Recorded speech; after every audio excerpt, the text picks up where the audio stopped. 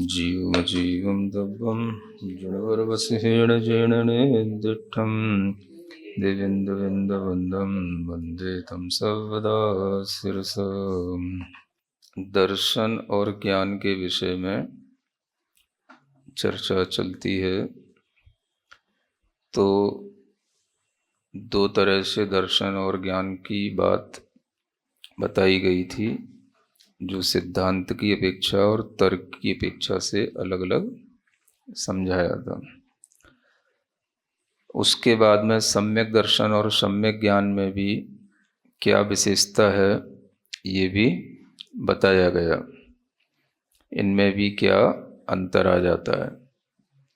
और अंत में यही कह दिया कि विपरीत अभिनिवेश से रहित जो ज्ञान है वही एक तरह से सम्यक्त्व है।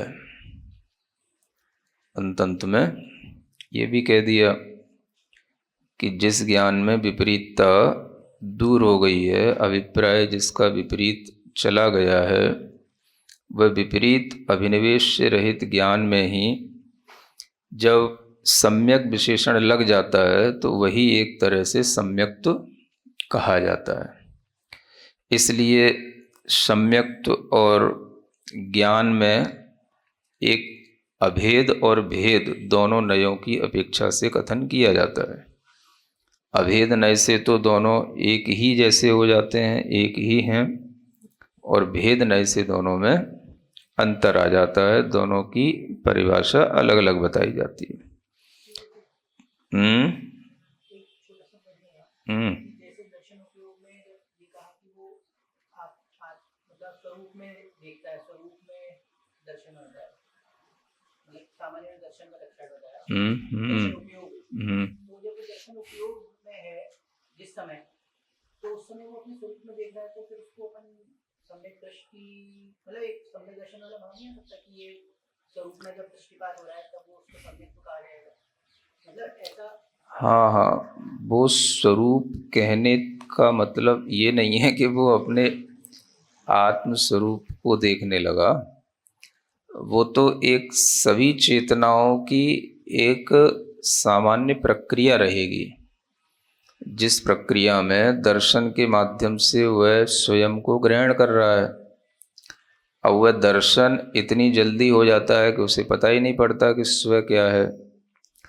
तो कोई स्व अगर उसको पता ही नहीं है, तो जिनको पता नहीं होता है वो आत्मा को मानते भी नहीं हैं।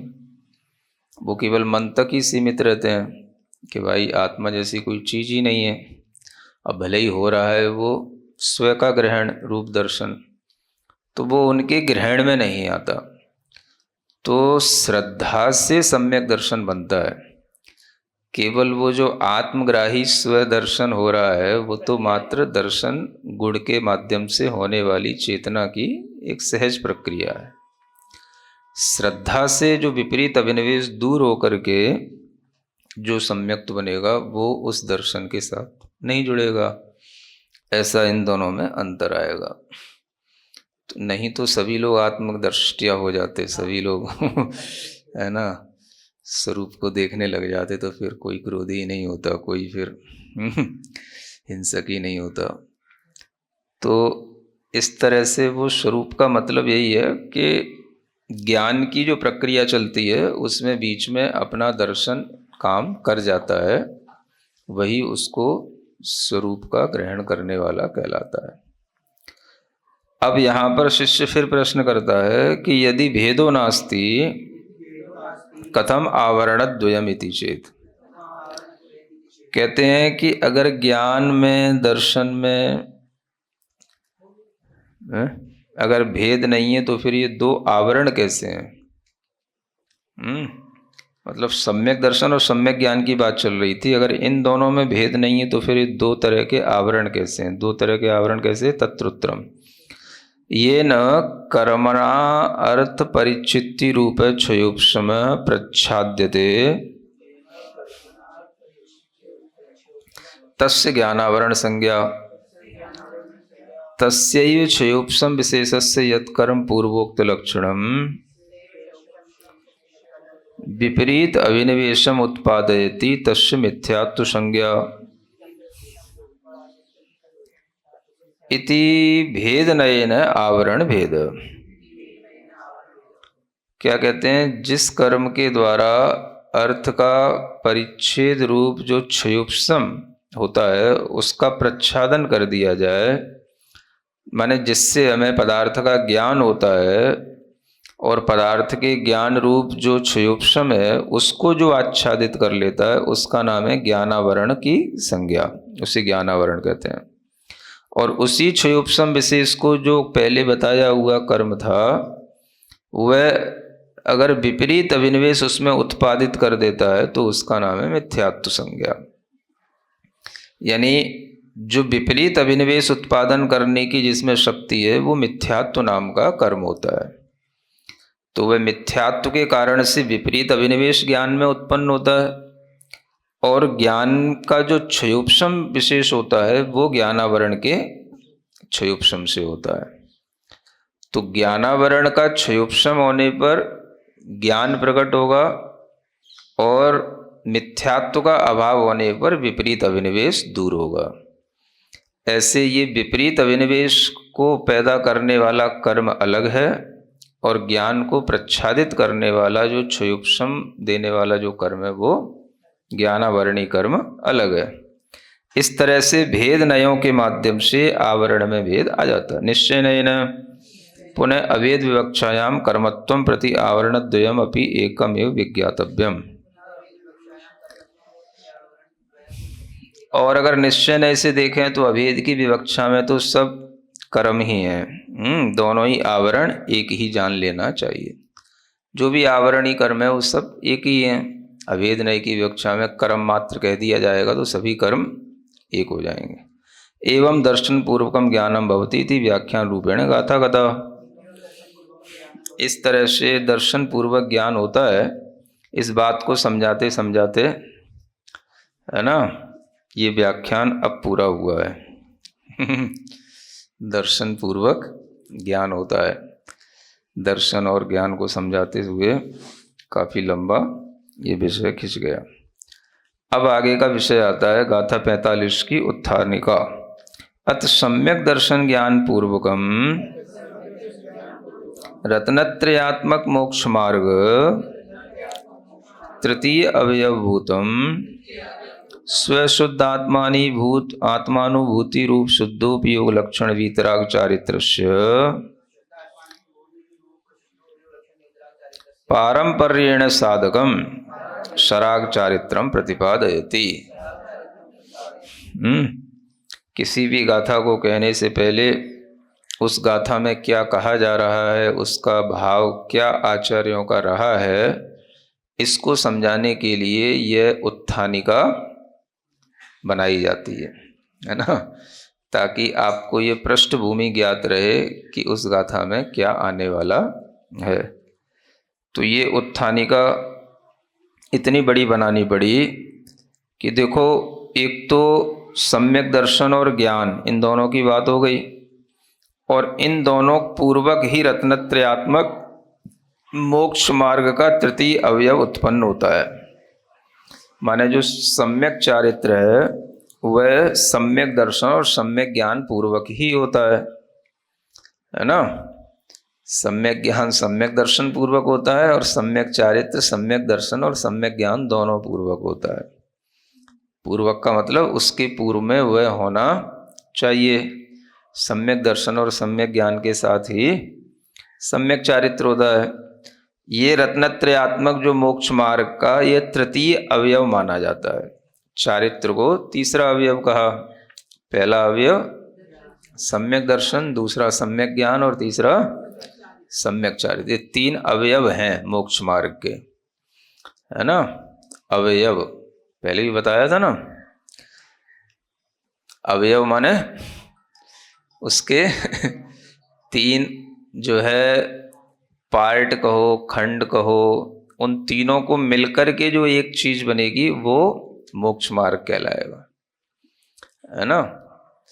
तो जैसे तीन पाए मिलाकर के एक स्टैंड बन जाता है जिस पे कैमरा लग जाता है, तो वह एक स्टैंड कहलाएगा, है ना, 3 पाए वाला। तो अब उसमें से एक भी पाया कम होगा तो फिर वो उस पर कैमरा टिकेगा नहीं, वो पूरा स्टैंड नहीं कहलाएगा। तो इसी तरह से मोक्ष मार्ग के ये 3 अवयव हैं, है ना। 3 चीज़ों में से किसी भी एक चीज़ की कमी रहेगी तो पूरा मोक्ष मार्ग संबंधी है, हाँ, वो दिखेगा नहीं, काम नहीं करेगा। तो इसके ये अवयव, तीसरा अवयव की बात कही जा रही है ना। तो इस तीसरे अवयव में क्या है, सबसे पहला जो है वो है सम्यक चारित्र भी 2 प्रकार का, एक सराग चारित्र और वीतराग चारित्र। तो उसमें जो वीतराग चारित्र होता है वो तो शुद्धोपयोग लक्षण वाला होता है। वीतराग चारित्र का मतलब शुद्धोपयोग जिसका लक्षण है वही वीतराग चारित्र कहलाता है। और वो शुद्धोपयोग भी किस रूप होता है, तो स्व शुद्ध आत्मा की अनुभूति रूप होता है। समझ में आया? वीतराग चारित्र का मतलब क्या, शुद्धोपयोग होना ही वीतराग चारित्र। शुद्धोपयोग रूप जिसमें स्वभाव आ गया, जिसका लक्षण हो गया जिस चारित्र का, वो हो गया वीतराग चारित्र। और शुद्धोपयोग का भी स्वरूप क्या है, तो जिसमें स्व शुद्धात्मा की अनुभूति हो उसका नाम है शुद्धोपयोग।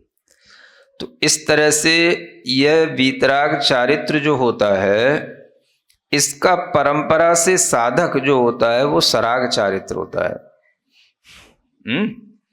वीतराग चारित्र को भी साधने वाला, इसका भी जो साधक होगा और जो इसको वीतराग चारित्र तक पहुंचाएगा उसका नाम है सराग चारित्र। तो सराग चारित्र को साधते साधते साधते साधते वही परंपरा उसे वीतराग चारित्र तक पहुंचाती है, जिसमें वह स्व शुद्धात्मा की अनुभूति रूप वह शुद्धोपयोग को प्राप्त करता है। तो शुद्धोपयोग हो जाना यह सराग चारित्र का कार्य हो गया, है ना। और सराग चारित्र उसके लिए कारण हो गया। तो सराग चारित्र के कारण से ही वीतराग चारित्र रूप कार्य की प्राप्ति होती है। ये इस वार्तिक में यहाँ बताया गया। इसलिए जो भी ये सराग चारित्र है, ये परंपरा से माने आगे आगे आगे आगे ये इसी का साधक बनता जाता है। किसका? वीतराग चारित्र का ये साधक है ना, इसको साधने वाला। तो इस तरह के यहाँ पर अभी वीतराग चारित्र का कथन नहीं किया जा रहा है। यहाँ पर किसका कथन करेंगे गाथा 45 में? सराग चारित्र का। तो इससे बनेगा वीतराग चारित्र, और वीतराग चारित्र ही एक तरह से फिर उसका रत्नत्रय का मुख्य अवयव बनेगा, है ना। तो इस तरह से यह मोक्ष मार्ग का क्रम परंपरा से बताया जाता है। असुहादो विनिवित्ति सुहे पवित्तीय जान चारितम वद समिधि गुत्तिरूवम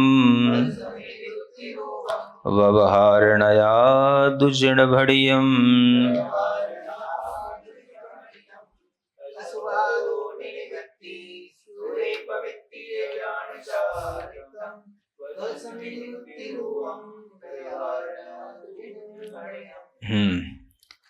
व्यवहार नया माने व्यवहार नय से, जिण भड़ियम जिनेन्द्र भगवान ने कहा है ना। क्या कहा है? असुहादो विनिवृत्ति, अशुभ से विनिवृत्ति हो जाना, निवृत्ति माने दूर हो जाना। सुहे पवित्ति, और शुभ में प्रवृत्ति हो जाना। यह जान चारित्रम, इसको चारित्र जानो। अशुभ से हटना और शुभ में लगना, ये भी चारित्र है। जो कैसे होगा, तो वद समिति गुप्ति रूपम, यह चारित्र व्रतों के साथ होगा, समितियों के साथ होगा और गुप्ति के साथ होगा, तभी अशुभ से हट करके शुभ में प्रवृत्ति होगी। यानी व्रतों को धारण करने का भी प्रयोजन प्रथम क्या है? अशुभ से हटना और शुभ में लगना। समितियों का पालन करने का भी प्रयोजन अशुभ से बचना, शुभ प्रवृत्ति करना। और गुप्तियों को भी धारण पालन करने का प्रयोजन अशुभ से हटना और शुभ में लगना। इन तीनों के मिलने से जो चारित्र बनता है वह भी अभी व्यवहार नय से ही चारित्र सराग चारित्र कहलाएगा, है ना। व्यवहार नय से जो चारित्र होगा वो व्यवहार चारित्र होगा या सराग चारित्र होगा।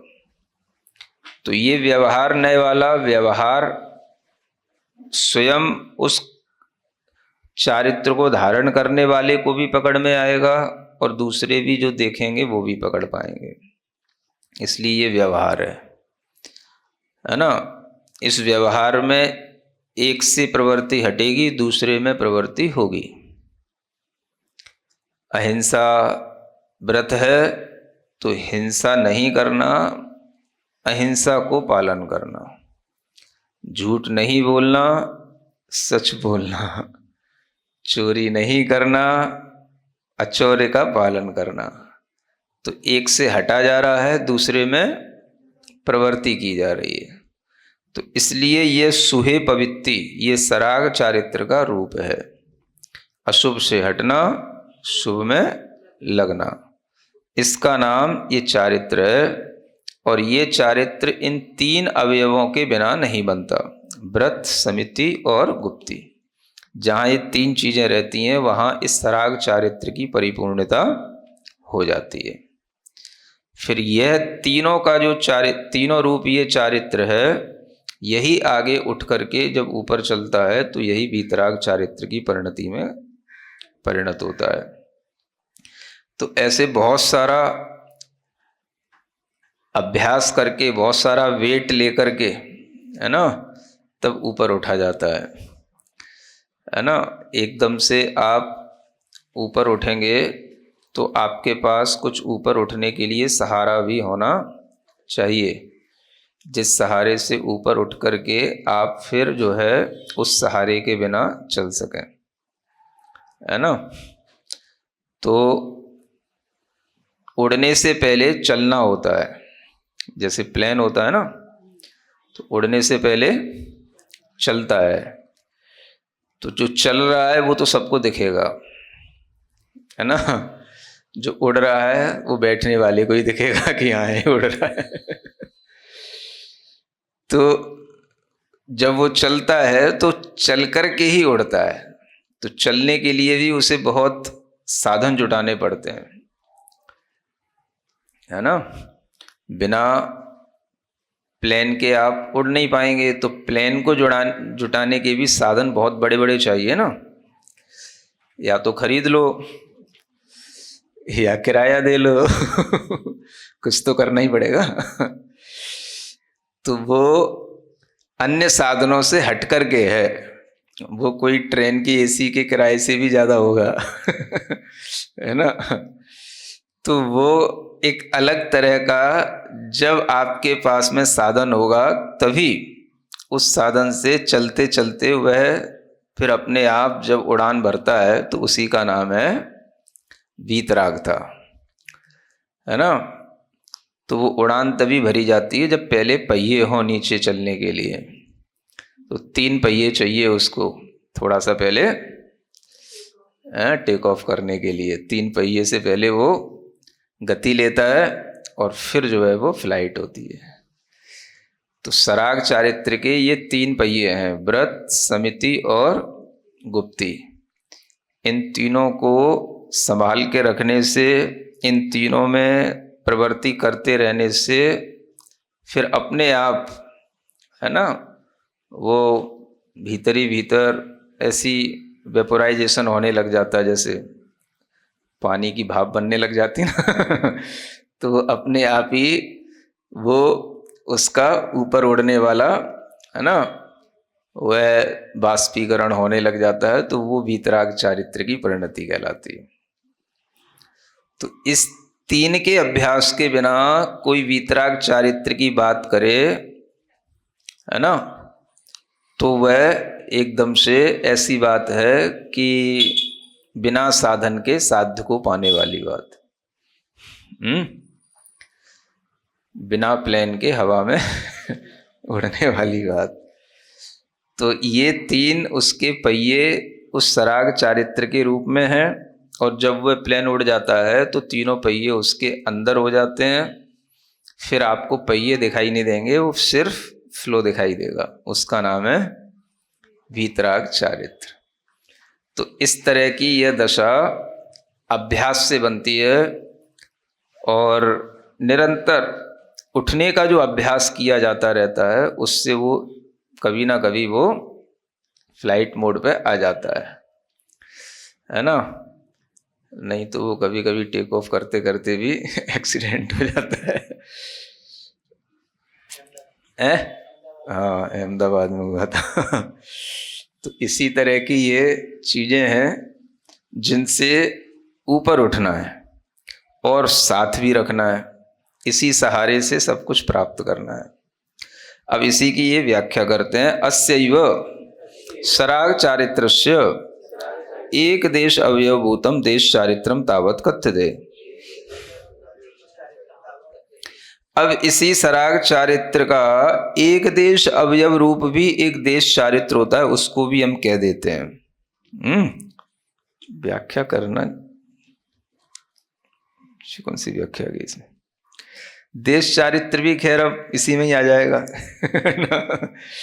सकल चारित्र भी इसी का ही भेद है, मतलब तो इसलिए चारित्र के भी 2 भेद है ना, सकलम विकलम चरणम। तो चारित्र दोनों तरह का, एक सकल चारित्र और विकल चारित्र। तो इसलिए यहाँ पर दोनों की व्याख्या करना जरूरी है, नहीं तो श्रावक लोग गुस्सा हो जाएंगे, है ना, कि वो भी जब अशुभ से शुभ में आते हैं तो कुछ तो करते ही है ना। तो इसलिए सराग चारित्र का जो एक देश चारित्र है उसको देश चारित्र कहते हैं। तद यथा, वो कैसे बनता है? मिथ्यात्वादि सप्त प्रकृति उपशम क्षयोपशमक क्षये सति अध्यात्म भाषया निशुद्धात्माभिमुख परिणामे वा सति शुद्धात्म भावना उत्पन्न निर्विकार वास्तव सुखामृतम उपादेयम कृत्वा संसार शरीर भोगेषु योऽसौ हेय बुद्धि सम्यक दर्शन शुद्ध स चतुर्थ गुण स्थान वर्ती व्रत रहितो दार्शनिको भण्यते। है ना। देखिए क्या होता है, अब श्रावक का मतलब या देश चारित्र का मतलब जब शुरू होता है तो वह चौथे गुण स्थान से नहीं होता है ना, वो फिर शुरू होता है जो 11 प्रतिमाएं श्रावक की कही गई हैं वहां से शुरू होता है। क्या सुन रहे हैं, है ना। उसकी तो गिनती नहीं है। इस सराग के चारित्र का विषय ही नहीं है। सराग चारित्र असंयत सम्यक दृष्टि तो चारित्र की मार्गणा से बाहर ही है ना। तो चौथे गुण स्थान का तो कोई मतलब ही नहीं यहाँ पर चारित्र के कथन में, है ना। हाँ, तो कम से कम वह पहली प्रतिमा वाला तो होना ही चाहिए। हाँ, तो हाँ हाँ, उसको भी बताते हैं। तो सराग चारित्र की जो शुरुआत है वह यहां से जब होती है तो क्या कहते हैं, कम से कम उसके पास क्या होना चाहिए, मिथ्यात्वादि सप्त प्रकृतियों के उपशम क्षयोपशम और क्षय कुछ भी हो जाए, है ना। 7 प्रकृतियों का या तो उपशमन हो या क्षयोपशम हो या क्षय हो। इसी को अध्यात्म की भाषा में कहेंगे कि हाँ, उसको निज शुद्ध आत्मा के अभिमुख उसके परिणाम हो रहे हैं। और ऐसे परिणाम होने पर वह शुद्धात्मा की भावना से उत्पन्न जो निर्विकार वास्तविक सुख होता है उसको उपादेय मानने लग जाता है ना, कि भाई हमारे लिए उपादेय क्या है, तो जो शुद्धात्मा की भावना से उत्पन्न जो निर्विकार सुखामृत है वही हमारे लिए ग्राह्य है, उपादेय है। ऐसा जब उसके लिए श्रद्धा में आ जाता है तो वह संसार शरीर भोगों में क्या हो जाता है, हेय बुद्धि वाला हो जाता है ना। तो ये दोनों चीजें एक साथ होंगी, उपादेय पहले करो फिर संसार शरीर भोगों में हेय बुद्धि आपकी होने लगेगी, है ना। उपादेयम कृत्वा संसार शरीर भोगों से योऽसौ हेय बुद्धि। तो ये पहले भी कहा है कि जब आप किसी चीज को उपादेय बना लेंगे तो दूसरी चीज जो आपके लिए विपरीत है वो हेय अपने आप हो जाएगी। ये बहुत अच्छी बात है और इसको ग्रहण करना चाहिए। पहले भी कई बार कह चुका हूं, हेय कहने से कुछ हेय नहीं हो जाएगा। उपादेय क्या है, उस उपादेय की प्राप्ति कर लोगे, उसको उपादेय बना लोगे तो जो हेय है वो अपने आप हेय हो जाएगा, है ना। तो लोग हेय हेय तो करते हैं और उपादेय को प्राप्त नहीं करते। उपादेय करके चीज हेय हो जाती है। माने आपकी संसार शरीर भोगों में हेय बुद्धि तब होगी जब आप शुद्धात्म भावना से उत्पन्न सुख को उपादेय बनाओगे। यानी जब आपके अंदर ये भावना आएगी कि मेरे लिए तो केवल मेरी आत्मा से उत्पन्न सुख ही उपादेय है, बस और कुछ नहीं, तो फिर आपकी संसार सुख में जो मति है, बुद्धि है, वो अपने आप हेय बुद्धि हो जाएगी। और अगर आप यूं कहो कि संसार सुख हेय है तो कहते कहते वो कभी हेय नहीं होगा। तो उपादेय करके ही हेय होता है ना। अब क्रोध है और क्षमा है, दो चीजें हैं ना। अब क्रोध हेय है, ऐसा करते करते आपके लिए क्रोध कभी छूटने का नहीं समझ में आया। जब आपने क्षमा को उपादेय बना लिया, क्षमा को ग्रहण कर लिया, तो क्रोध अपने आप हेय हो गया। नहीं समझ में आया। जिस समय आपने क्षमा धारण कर ली तो क्रोध हेय हुआ, और आप क्रोध को हे करते रहो तो कभी हे कैसे हो जाएगा। वो हे वो भी करते रहोगे और क्रोध भी करते रहोगे तो क्रोध कभी हे नहीं होगा, है ना। तो वो क्या हे हो गया, जब आपने क्षमा धारण कर ली तो क्रोध हे हो गया। तो ये उपादेयम कृत्वा माने जब आपको आत्मिक सुख उपादेय लगने लगे, यही सुख वास्तविक सुख है, इतना भी अगर हम मान लेते हैं, श्रद्धा में लाते हैं और उस भाव से हम अपनी प्रवृत्ति करते हैं, तो भी ये संसार शरीर भोग में हेय बुद्धि आने लग जाती है ना। इस तरह से जो हेय बुद्धि वाला होता है वह सम्यक दर्शन से शुद्ध होता है, और वह चतुर्थ गुणस्थान वर्ती भी होता है। व्रत से रहित होता है फिर भी वो दार्शनिक कहलाता है। क्या कहलाता है वो, है ना। अभी इसको यहां पर दार्शनिक कहा गया है क्योंकि ये दर्शन को धारण कर लिया है। आहा, विद्वान महोदय अत्र आगत है। हाँ बैठे बैठे थोड़ा सा चले। हाँ, तो अभी ये दार्शनिक हो गया, चौथे गुण स्थान वर्ती हो गया, है ना, सम्यक दर्शन से सिद्ध हो गया। अब क्या कहते हैं, यश्च अप्रत्याख्यानावरण संगी द्वितीय कसाय क्षयोप समय जाते सती पृथिव्यादि पंच स्थावर वदे प्रवत्तोपि यथाशक्त्या त्रस्वदे निवृत्त स पंचम गुणस्थान वर्ती श्रावको भंडते, है ना। विद्वान महोदय आए हैं, बस अभी जस्ट पहले ही कुछ अच्छी बात कही थी, आपके चिंतन के लिए बात दे रहा हूँ, है ना। जो पहले भी मैं कई बार कह चुका हूँ, जो हेय और उपादेय की चर्चा चलती है तो उसमें इन वार्तिकों को पढ़ने से, टीकाओं को पढ़ने से यह सार निकलता है कि हेय पहले है कि उपादेय पहले है। हम पहले चीज़ों को हेय करें या उपादेय को प्राप्त करें, तो दृष्टि में सबके यही आ जाता है कि पहले हेय को छोड़ दो, हेय जो है उसको छोड़ दो। हेय मतलब छोड़ने का नाम है। तो यहाँ हम ये कहना चाहते हैं कि हेय छोड़ने का नाम है या छूट जाने का नाम है ना। ये एक चीज समझने योग्य है। हाँ, छोड़ने योग्य को हेय कहा जाता है, किंतु जो छूट जाता है वो वस्तुतः हेय हो जाता है। तो हेय कहने से वो हेय नहीं हो पाता, या जो छोड़ने योग्य चीज है उसको छोड़ देने पर भी वो हेय नहीं होती। हम तो यहां तक भी कहेंगे मान लो अगर आपने संसार विषय भोगों को छोड़ भी दिया तो भी वो आपके लिए हेय हो गए, जरूरी नहीं है। ऐसे बहुत से लोग हैं जो संसार विषय भोगों को छोड़ भी देते हैं तो भी वो उनके लिए हेय नहीं होते हैं।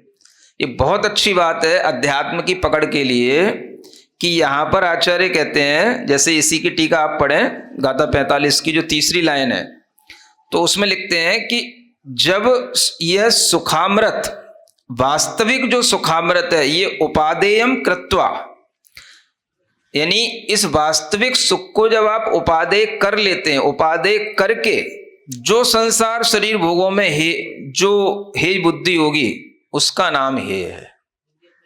हाँ, तो ये बहुत अच्छी बात है, ये आपकी पत्रिका का भी विषय बनना चाहिए कि हेय और उपादेय की व्याख्या में उपादेय को प्राप्त करने पर जो छूट जाता है उसका नाम हेय होता है। हाँ, हेय अगर हम पहले से ही त्यागने योग्य हेय हे कहेंगे तो वो कभी हेय नहीं हो सकता हमारे लिए। जब वो उपादेय को ग्रहण कर लिया, उपादेयम कृत्वा माने उपादेय को करके, अभी वाक्य पूरा नहीं हुआ है ना। ये संबंधवाचक कृदंत जो होते हैं ये आगे के साथ में क्रिया से संबंध रखते हैं, तो उपादेय करके वह हेय बुद्धि हो जाता है। तो वास्तविक रूप में जो हेय बुद्धि होगी, जैसे संसार शरीर भोगों से हेय बुद्धि करना है, तो हम संसार शरीर भोगों से दूर भी रहें तो हेय बुद्धि नहीं कहलाएगी, क्योंकि ऐसे बहुत से लोग हैं जो दूर होकर के भी हेय बुद्धि वाले नहीं हुए। जब उन्होंने वास्तविक सुख का आस्वादन ले लिया या वास्तविक सुख को अपनी श्रद्धा का विषय बना लिया, उसको उपादेय मान लिया, तो वो उनके लिए हेय बुद्धि वाला हो जाएगा। इसलिए ऐसे बहुत से लोग मिलेंगे जो ब्रह्मचर्य का पालन करते हैं, ऐसे बहुत से लोग मिलेंगे जो परिग्रह से रहित होते हैं, सिंपल लिविंग में रहते हैं, लेकिन वो उनके लिए हेय बुद्धि नहीं आई अभी। क्यों नहीं आई? क्योंकि उन्हें अभी वास्तविक सुख जो उपादेय बनाना चाहिए उसका उन्हें अभी नॉलेज नहीं हुआ। जब उस वास्तविक सुख को उपादेय मान करके श्रद्धा में उनकी आ जाएगा तो वो सुख वास्तव में हेय हो जाएगा। इंद्रिय सुख कहें, अब्रह्म का सुख कहें, वो हेय हो जाएगा। हाँ, तो वो हेय कहने से कुछ या छोड़ने से हेय नहीं होता। जब तक कि हम उपादेय को प्राप्त ना कर लें तब तक वो वस्तु हेय नहीं होती। ये हमें एक विचार इस टीकाओं को पढ़ने से निरंतर चल रहा है। तो कोई भी चीज जो जैसे हेय हो रही है, वास्तव में अगर देखा जाए संसार शरीर भोग भी हेय कब होंगे? तो जिसको जितना अपने वास्तविक सुख का आस्वादन आता जाएगा उसको उतना ही वो हेय बुद्धि होती चली जाएगी। यथा यथा न रोचन्ते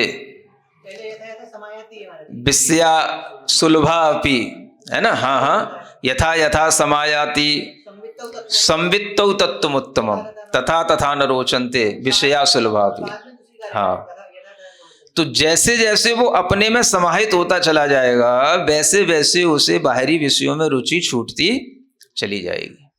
ऐसा तो इस चीज को हम हमेशा लगा सकते हैं। पूरी अध्यात्म की जो वृत्तियां हैं उनमें जहां कहीं पर भी सराग चारित्र, वीतराग चारित्र, सराग सम्यक दर्शन, वितराग सम्यक दर्शन, इनमें भी ये सब चीजें इसी तरह से लगती हैं।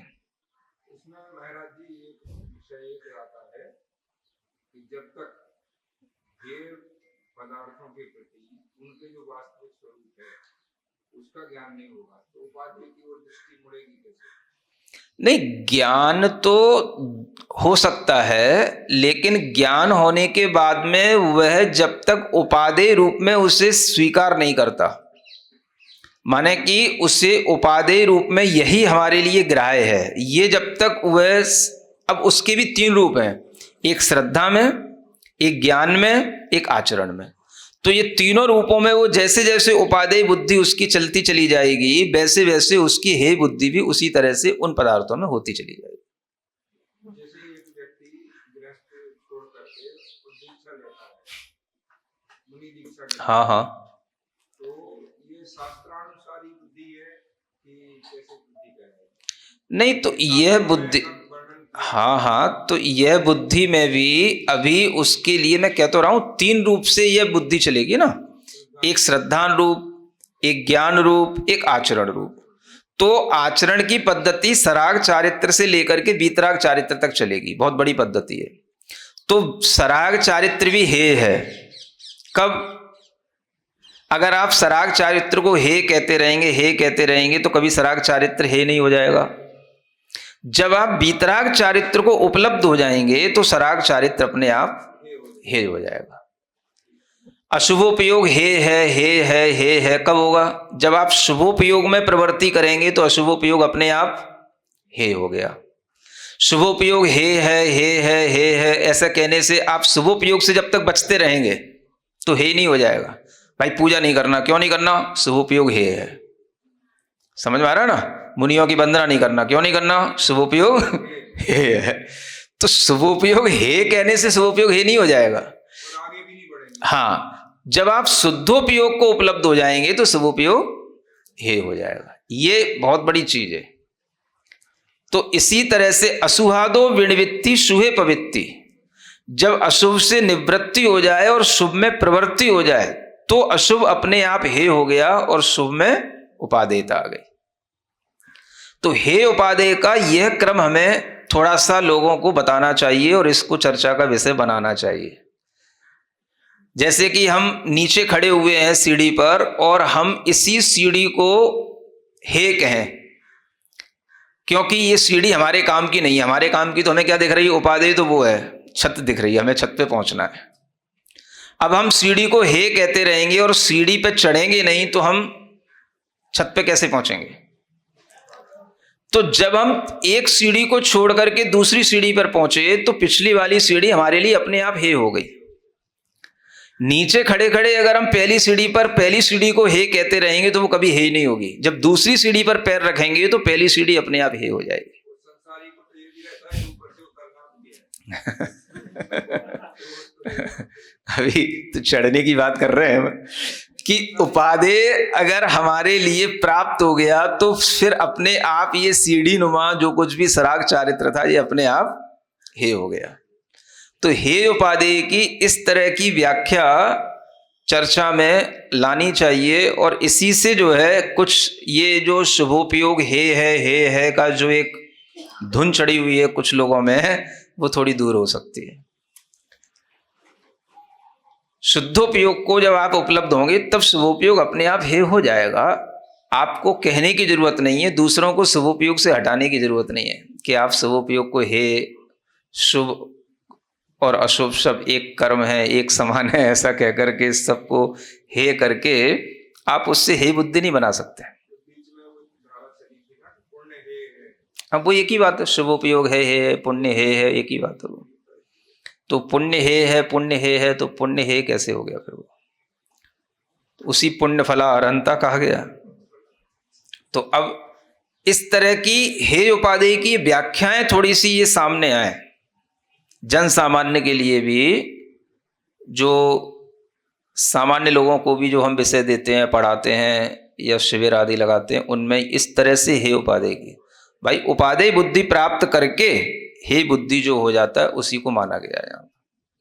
इसलिए ऐसी वार्तिक पहले भी आ चुकी, उपादेयम कृत्वा, पहले उपादेय की बात करते हैं, उपादेय कर लो, फिर जो आपकी हे बुद्धि हो जाएगी उससे आपका सम्यक दर्शन को आपको प्राप्ति होगी। इस तरह की यह प्रवृत्ति, मिथ्यात्व को भी इसी तरह से समझना। अब मिथ्यात्व और सम्यक दर्शन दो चीजें हैं। अब हम मिथ्यात्व को हे कहें तो कैसे हे हो जाएगा, जब तक कि हम सम्यक दर्शन को उपलब्ध हो जाएंगे ना, मिथ्या तो अपने आप हे हो गया। अनायतन हे हैं, आप आयतनों को प्राप्त कर लो, अनायतन अपने आप छूट गए। कुदेव अदेव जो कुछ भी है, आप सुदेव को प्राप्त कर लो, कुदेव अपने आप छूट गए, बस। तो ये भी अपने आप में एक बहुत बड़ा हे बुद्धि से होने वाला त्याग है, और यही वास्तविक त्याग है। इसलिए कई बार ऐसा लगता है, जैसे कई लोग कहते हैं, हम भी कभी कभी सोचते हैं कि जैसे कुछ लोग होते हैं जिनने कभी कोई ऐसे नियम नहीं लिए होते हैं कि भाई हमने कभी नियम नहीं लिया कि रात्रि भोजन का त्याग है या मान लो कोई कहे कि मांस मदिरा का त्याग है, नहीं समझ में आया। ऐसे भी तो लोग हैं ना, माने जिनने कभी मांस मदिरा का त्याग नहीं किया लेकिन कभी प्रवृत्ति नहीं करते, अब उनने अड़ुव्रत ग्रहण कर लिए तो हो ही गया मांस मदिरा का त्याग, हे अपने आप हो ही गया। तो इस तरह से ही वो हे हो जाता है। तो हे तीनों रूप में, एक तो मान्यता में, एक फिर अपने ज्ञान में, विचार में निरंतर चलते रहना, और फिर आचरण में आते रहना। तो आचरण जितना ऊंचा उठता चला जाएगा, नीचे की चीज अपने आप हे होती चली जाएगी। जबकि लोगों को यहां पहले हे करना सिखाया जाता है, फिर उपादेय पे ले जाया जाता है। मुझे ये भी थोड़ी पद्धति उल्टी सी समझ आती है।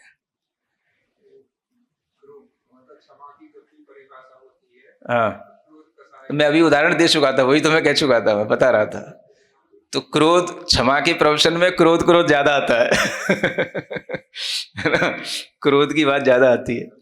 मैंने जो भी 10 लक्षणों में क्षमा का प्रवचन होता है तो उसमें हर वक्ता क्रोध की बात ज्यादा करता है, क्रोध मत करो, क्रोध मत करो। भाई क्षमा करोगे तो क्रोध अपने आप छूट जाएगा। क्षमा की बात तो 10 दिन बाद होगी इसलिए किसी की गति आगे नहीं बढ़ती। तो ये बहुत अच्छी पॉइंट है, उपादेय को ग्रहण करो, हे अपने आप छूटता जाएगा, लेकिन वो होगा उसी रूप में। दर्शन, ज्ञान, चारित्र, इन तीनों के अपने अपने उपादेय के तरीके अलग अलग है।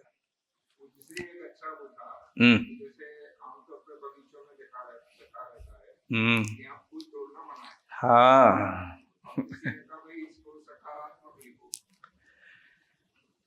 हाँ हाँ, ये तो वाक्य इस तरह से चलते हैं। हाँ,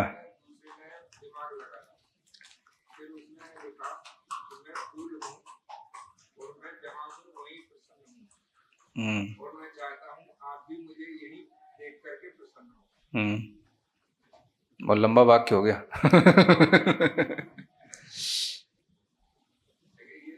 हाँ हाँ हाँ हाँ, है तो है। हाँ हाँ, ठीक बात है। तो हर चीज के दोनों ही पहलू होते हैं, सकारात्मक नकारात्मक। तो अब क्या कहते हैं कि ये तो दार्शनिक हो गया जो व्रत से रहित है, लेकिन यहाँ पर इसको अभी चौथे गुणस्थान वर्ती कहा जा रहा है। लेकिन आगे ये भी कहा जा रहा है कि जब उसके लिए अप्रत्याख्यान आवरण संज्ञा वाली द्वितीय कसाय का क्षयोपशम हो जाएगा, तो फिर वह जो है पंच स्थावर वध में प्रवृत्त होते हुए भी यथाशक्ति त्रस वध से दूर हो जाएगा। वह पंचम गुणस्थान वर्ती श्रावक कहा जाएगा, है ना। तो इससे यह कहा गया है कि यहां पर अभी ये मत समझ लेना कि यहां पर दार्शनिक श्रावक को चौथे गुणस्थान वर्ती कहा गया है। यहां पर चौथे गुणस्थान वर्ती भी दार्शनिक है, और आगे जो पंचम गुणस्थान में दर्शन प्रतिमा है वो अलग बताई जाने वाली है ना। उसको दार्शनिक श्रावक प्रथम कहा जाएगा, जो आगे बताया जाने वाला है। और यहां पर जो दार्शनिक है, अभी इसका कोई भी व्रत नहीं, उसको भी दार्शनिक कहा गया है। हाँ, व्रत रहित दार्शनिक है और वो व्रत सहित दार्शनिक है, भले ही वो मूल गुण से ही सहित हो। तो ये दोनों ही दार्शनिक कहे जाएंगे। अभी इस तरह से यहाँ पर ये व्याख्या है, यानी कि जिसने दर्शन को स्वीकार कर लिया वो दार्शनिक हो गया। वस्तुतः दार्शनिक इसको बोलते हैं, जो सत्य दर्शन को उपलब्ध हो जाए वो एक्चुअली रियल फिलोसोफर है, जिसे सत्य दर्शन प्राप्त हो जाए। ज्यादातर फिलोसोफर तो वो होते हैं जो एक दूसरे दर्शन की काट पीट में ही लगे रहते हैं और वो अपने ज्ञान के बल पर फिलोसोफर बन जाते हैं। लेकिन वस्तुतः फिलोसोफर वो होता है जो सत्य दर्शन को प्राप्त हो जाए, सत्य क्या है उसको उपलब्ध हो जाए, उस दर्शन की उसे प्राप्ति हो जाए, तो वो दार्शनिक कहलाएगा। तो दुनिया में जितने भी दार्शनिक हैं वो सब अपना दर्शन बना लेते हैं। मैंने सत्य देख लिया, मुझे सत्य पता पड़ गया, उनका अपना सत्य उनका दर्शन बन जाता है। सभी फिलोसोफर अपने सत्य को दर्शन के रूप में प्रस्तुत करते हैं, इसलिए वो सब अधूरे कहलाते हैं। दुनिया की नजरों में दार्शनिक तो होते हैं, लेकिन वो वास्तव में दार्शनिक तब तक नहीं हो सकते जब तक कि उन्हें यह पता ना हो कि सत्य क्या है। तो आत्मा की सत्यता का, जीव अजीव की सत्यता का जब तक ज्ञान नहीं होगा तब तक आप रियल मायने में कोई भी एक फिलोसोफर की कैटेगरी में आने वाले नहीं हो सकते। फिर भी दुनिया के मापदंड अपने पैमाने अलग हैं, चलता रहता है। इसको दार्शनिक कहा जाता है जिसके अंदर सम्यक दर्शन से मन जिसका विशुद्ध हो जाता है ना। जो संसार शरीर भोगों में ही बुद्धि रखता है, अपने निज सुख को अमृत को ही उपादेय मानता है, इस तरह की जिसमें एक श्रद्धांता आ जाती है वो दार्शनिक बन जाता है। इस तरह से यह सराग चारित्र का जो प्रथम अभी शुरू करना था उसकी ये भूमिका है। एक तरह से चतुर्थ गुणस्थानवर्ती आगे पंचम गुणस्थानवर्ती की जो बात कहनी है उसकी ये भूमिका है। नहीं नहीं, आगे अभी बात अभी पूरी नहीं हुई, आगे आने वाला है।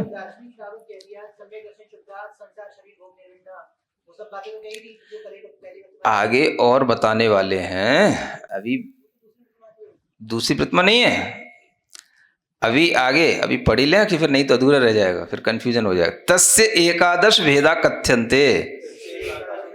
हाँ, अब ये इसके एकादश भेद कहते हैं। 11 भेद किसके कह रहे हैं, है ना, जो देश चारित्र, अब उसके भेद कहना शुरू किया। अभी जो कहा दार्शनिक श्रावक उसको अभी चतुर्थ गुणस्थानवर्ती का, उसको एकादश भेद में नहीं लिया अभी।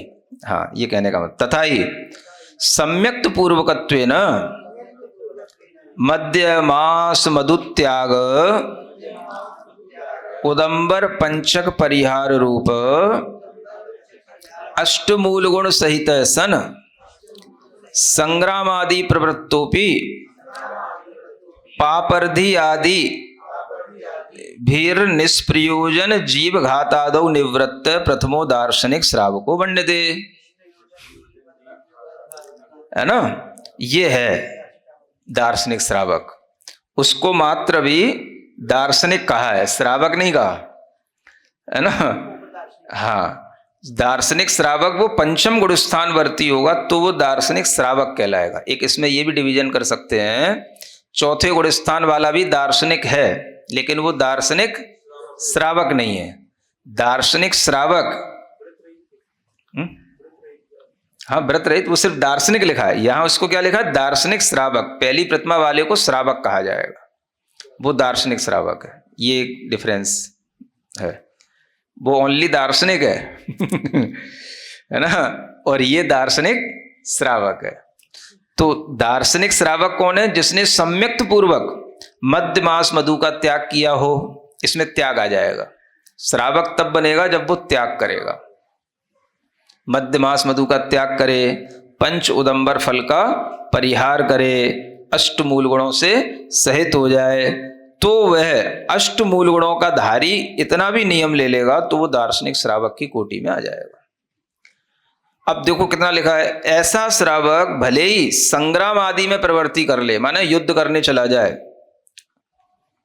है ना, और युद्ध में गन चलाएगा, तलवार चलाएगा, सब करेगा, है ना, वध करेगा, तो भी वो हाँ, मतलब अड़ुव्रती युद्ध कर सकता है। आप सीखो, देखो क्या चीज है, समझ में आ रहा है। लोग डरते हैं छोटी छोटी बातों से, अड़ुव्रत लेने से। अड़ुव्रत ले लेंगे तो हम झाड़ू लगा पाएंगे कि नहीं हाँ, इसका प्रयोग कर पाएंगे कि नहीं, उसका, ऐसी छोटी छोटी बातों में उलझे रहते हैं। क्या कह रहे हैं यहाँ, संग्राम माने युद्ध आदि में भी प्रवृत्त हो जाएगा तो भी, देखो युद्ध करना अलग बात है और शिकार करना अलग बात है। कितनी अच्छी बात है, सुनो, क्या समझे, युद्ध करना अलग बात है और शिकार करना अलग बात है। हाँ, दोनों में हिंसा है, लेकिन उसमें बहुत जमीन आसमान का अंतर है। शिकार करना महापाप है और युद्ध करना धर्म है। हाँ, अगर आप अपने देश के लिए, देश की रक्षा के लिए, अपने धर्म की रक्षा करने के लिए किसी भी तरह से विरोधी हिंसा के रूप में भी अगर आप युद्ध के लिए तत्पर हो जाते हैं तो ये भी आपके लिए धर्म की श्रेणी में आएगा।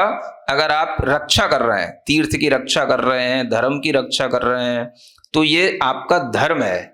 उसमें अगर जीव घात भी हो जाए तो वो पाप नहीं है।